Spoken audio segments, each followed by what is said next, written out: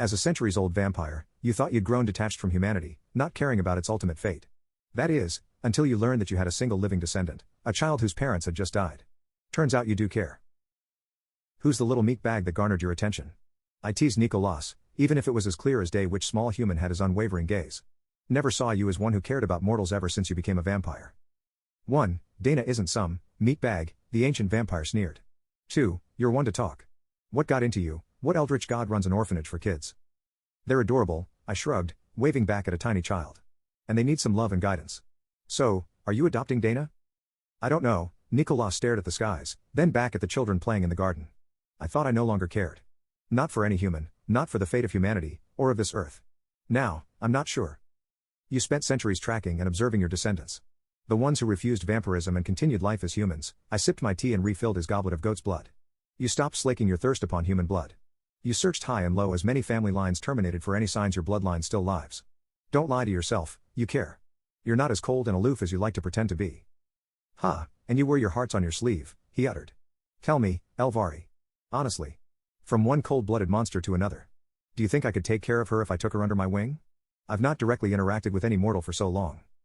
You could start now, I gestured for him to head over and greet the little ones. You won't know if you never try. And besides, if I could hang around humans after 1,000 years of being sealed in limbo, I say you'll be fine. But only if you take that first step and say hi, don't be a stranger. Or a monster. Nicolas rose from his seat and ambled over to the children. Halfway there, he paused and looked back at me. Does he need assurance? A little encouragement and a nudge? For that moment, he looked more like a shy kid struggling to get up and introduce himself than an ancient vampire who hunted alone for centuries without companionship.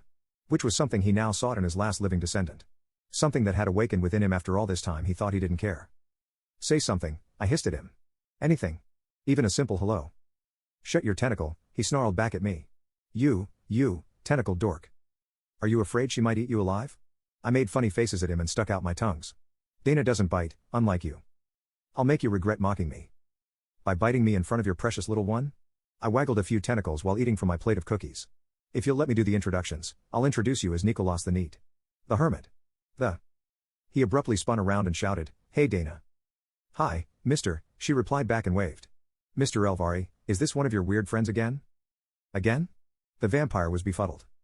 I don't discriminate, as long as a foster parent is a loving parent. I tried clearing things up.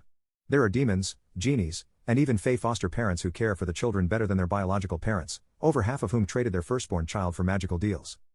So which one are you? Dana looked up at Nicolas, then to me as I approached them. I'm a vampire. You can call me Nicolas, he bowed with a dramatic swish and flourish of his cape. I like Nikki, Dana said. Can I call you Nikki?